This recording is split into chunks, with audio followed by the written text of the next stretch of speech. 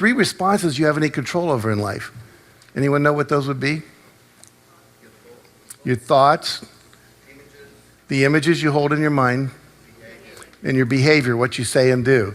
So there's our behavior, which includes what we say and do, our thoughts, and the images we hold in our mind. And we're going to focus on thoughts for a few minutes. Thoughts, okay? So this is the most powerful thing you have, is the power of your thoughts and the power of your heart. But we're going to focus on thoughts right now. So if you want to be successful, you have to harness the power of your thoughts. And most of us, our thoughts are unconscious. We're not paying attention. We don't even know what that means. We've not been trained in thinking. How many of you were told in school, think harder? You ever tell a little 5 or 6-year-old think harder? They go like this. They're thinking harder, right? But we don't know how to think smarter, think better, think more clearly, whatever. But we're going to focus on that. Now, I'm going to show you how powerful your thoughts really are. I want you to look at the end of your hand. You'll notice there is a little line that goes across your wrist. Everybody have one of those? Okay, good.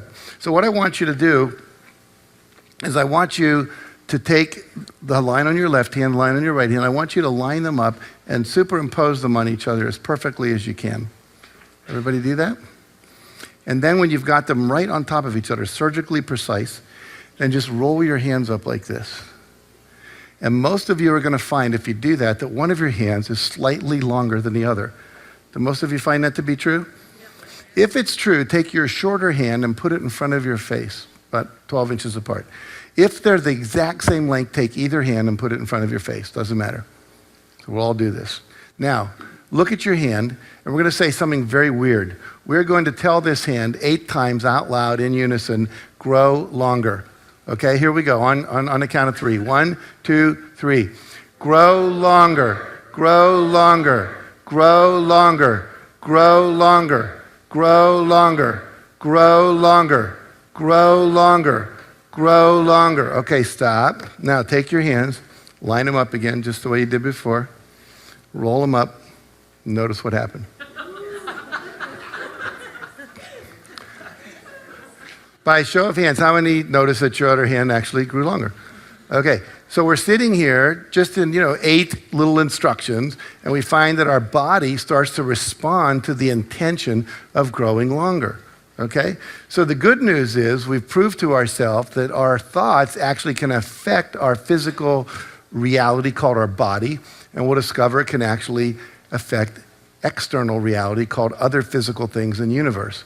Now, there's both good news and bad news to this. You've kind of entered the twilight zone for some of you. It's like, whoa, who knew? Now, some of you may think that, this is good news and so forth, but so far I want you to know that the research only has been done on the hands, so we don't know about other parts of your body, so just, hold that in abeyance, right? Now, what I want you to do is, let's get this back to normal here. I want you to take the hand you just talked to, and we're going to say back to normal 6 times. Are you ready? Here we go. Back to normal, back to normal, back to normal, back to normal, back to normal, back to normal. Okay, very good. Stop. Line them up. And notice what happens. Okay. And if it didn't go back to normal, we have a seminar for you later in the evening. We'll make sure everything goes back. Okay. So you have the power within you to create whatever reality you want with the power of your intention. Because in that very brief little bit of time, we just said, let's do this. There wasn't a lot of doubt that came into the room. We just said, okay, let's try it and see what happens. And if we live life from that place, miraculous things can happen, but mostly we're in doubt rather than in intention. We want to switch that around. Now, another demonstration of this, I'm going to bring someone up on stage here and show you some other ways that our thoughts control our physical reality. But I need a volunteer from the audience. Who'd like to volunteer? Okay, first hand I saw was yours, Lorraine. Come on up on stage here. And we will do this together. All right, so if you stand here and face this way, are you left-handed or right-handed? Right. Can I borrow your left arm? Any injuries here? All good? Okay, so I'm going to push down on your arm. I want you to push up. Let me move this back so I don't hit your hand. And you just resist. We'll see how strong your arm is. Very good. Now I want you to say, my name is Lorraine. My name is Lorraine. And resist. Good and strong. Now make up a name that's not yours. My name is Margaret or something like that. And then we'll test your arm again. My name is Madonna. Say it again. My name is Madonna. And resist. Notice what happened to your arm. Now say my name is Lorraine. My name is Lorraine. Good and strong. Say my name is Madonna. My name is Madonna. And it goes right down. Can you feel the difference? Yes. Yeah. So what happens when we lie, this whole set of muscles goes weak. And what happens here, this is a little integrity check. You know, would this be valuable to know if you were a parent, by the way? Yeah. Yes. You know, I did my homework. Put your arm out. Say that again. Yeah, back to your room, right? So what happens is this set of muscles is affected by the firing between the little synapses in the neurons in the brain. And when we lie, it slows that firing down, and this set of muscles goes weak. So again, we see our thoughts affect our physiology.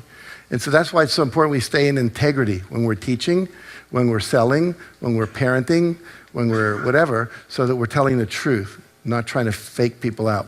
Now, we'll do another one. I want you to think of something you've always wanted, but you wanted to do, rather, but you've not been able to do it, and you think, like, I can't. Like, I'd like to maybe do ballet, but I don't think I can, or I'd like to play the piano, but I can't. So something that feels like a real I can't for you, what would that be? Pick one. Skydiving. Okay, so say I can't skydive. I can't skydive. And we'll say it one more time, and I'm going to test your arm. I can't skydive. And notice what happens to your arm. That's the weakest it's been. Now say I can skydive. I can skydive. One more time. I can skydive. And notice what happens to your arm. Very strong. Say I can't skydive. I can't skydive. See, and it goes right down. I can skydive. I can skydive. And it's strong. Now you'd think you're lying because you've never skydived perhaps, but the fact is you do have the capacity, and that is the truth. So whenever we say I can't, it's 99.9% a lie. We can do pretty much anything we want. Maybe we can't walk through a wall, but we can skydive, we can sing, we can do opera, we can do ballet, we can do all kinds of things. All right, now, I want you to think of a time you had a success in your life. Can you do that? Mm-hmm. And then I want you to think of a time you had a failure in your life. Set a goal and you didn't achieve it. Can you think of that? Okay. Got one? Okay, so let's start with the failure. Put your arm up. I want you to think about this time you failed in your own mind. You're not going to talk about it. You're just going to think about it. I forgot it. You forgot it.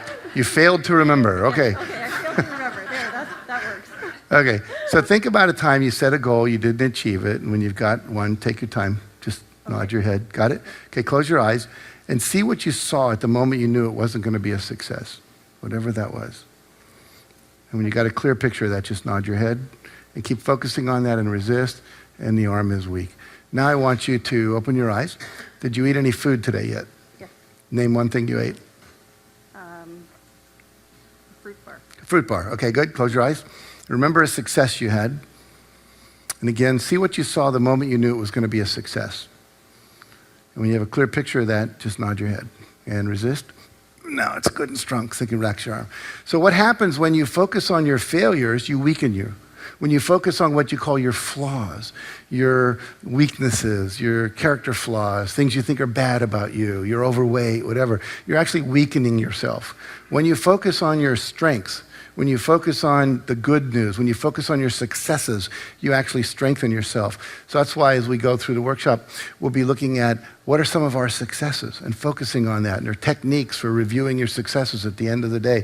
Things that actually strengthen your physiology and strengthen your attitude and strengthen your capacity to produce results. I want you to think now about something you've always wanted to do. Actually think about a goal you have, okay? And I want you to think only about how it's going to serve Lorraine if you achieve that goal. Only how it'll serve you, nobody else. Okay. You know, I get to have the car, I get the money, people think I'm cool, whatever it is. Just keep focusing on how it's going to serve you. Keep focusing on that and resist. And the arm's weak. Now, focus on same goal, but how's it going to serve others?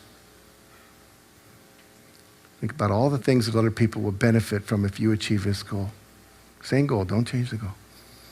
And resist. Feel the difference? Yes.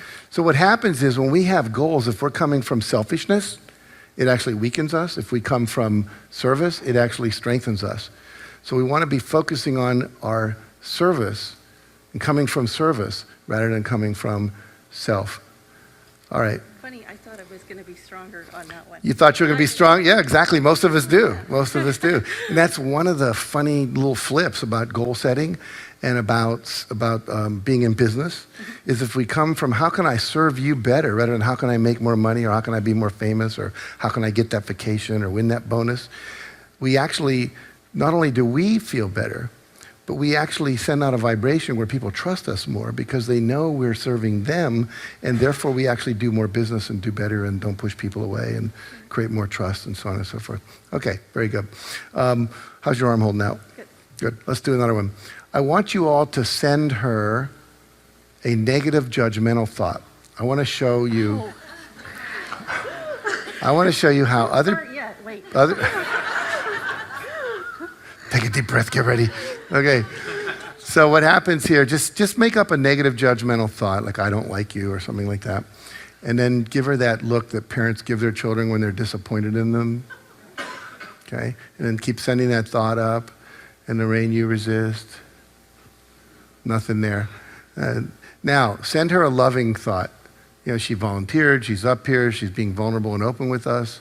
Go ahead and send her that thought. Notice what happens now. Very good.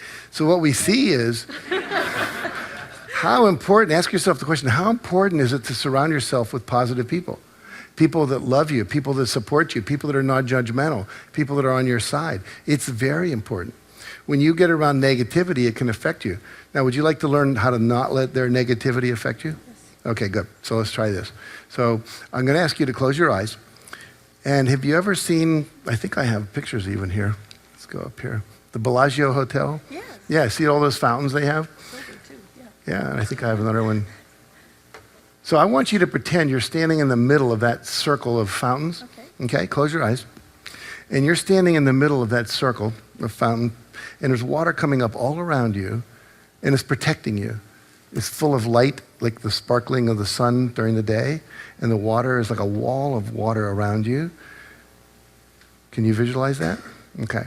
Now I'm going to ask you to do something a little more challenging. I'm going to ask you to visualize that, but open your eyes and keep visualizing the water. Just keep concentrating on the water, but keep your eyes open. See if you can do that. Okay. Keep focusing on the water. You send her that same negative thought. You keep concentrating on the water. And resist. Good and strong. Now stop visualizing the water. Keep sending her the negative thought. Resist. Went down. Now bring the water back. Tell me when it's there. Okay, send her the same negative thought. And resist. Very good. All right. And you can let the water down. And you can give her a big round of applause. Okay? All right, good. Now, I could have had her send negative energy to someone she doesn't like. It would have weakened her as well. There's a number of things we can play with. But the point is that anytime you're engaged in judgment, negativity, fear, selfishness, greed, all the things you always hear about that are like not cool stuff, you're actually weakening yourself. So your body knows. Your body knows the truth. You can literally use this technique to test whether a food is good for you. Simply hold it over your solar plexus. You can take sugar, Coca-Cola, whatever, and most people will test weak with that. Take something like peanut butter. Some people are allergic to it. They'll test weak. Some people are fine with it. They'll test strong. So your body, as soon as anything's in your physical field, your aura we call it, your biomagnetic field, it will either be strengthened or weakened. You can pick up a book and hold the book there. Is this a book that's going to strengthen me if I read it or weaken me if I read it? Very interesting stuff. So we will go deeper into that later. But you get a sense here of the power of our thoughts. So you getting a feel for this? Okay, good. So here's just an example of this little field that creating energy around her simply by visualizing light or visualizing water. And you want to visualize it coming up, not down. Okay? All right.